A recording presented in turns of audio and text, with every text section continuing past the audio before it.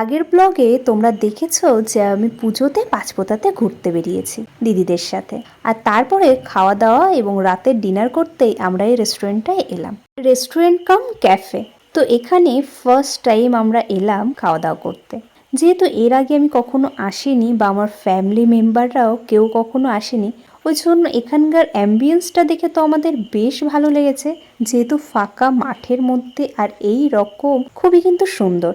কিন্তু যারা স্পেশাল কিছু পান করতে চাও বা খেতে চাও তাদের জন্য এই জায়গাটা বেশি ভালো, আর বাকিদের না আসাই ভালো। এটা আমার পার্সোনাল ওপিনিয়ন। আমরা সবাই ওখানে যাওয়ার পরেই ব্যাপারটা বুঝেছি। জানি অল্প করে নিচে দাও। আচ্ছা ওটা খাও। কতক্ষণ ঘুরবে বলো তো? ও মাম্মা আমার হাতে আছে।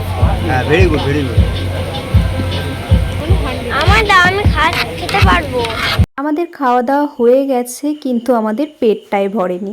যখন আবার অর্ডার করলাম বলল খাবারই শেষ হয়ে গেছে। আর যেহেতু খুশির ঘুম পেয়ে গেছে তাই দিদি চাইবো খুশিকে নিয়ে বাড়ি চলে গেল। আর আমরা আরেকটা দোকান থেকে বিরিয়ানি নিয়ে এবার বাড়ির দিকে যাচ্ছি। চলো বা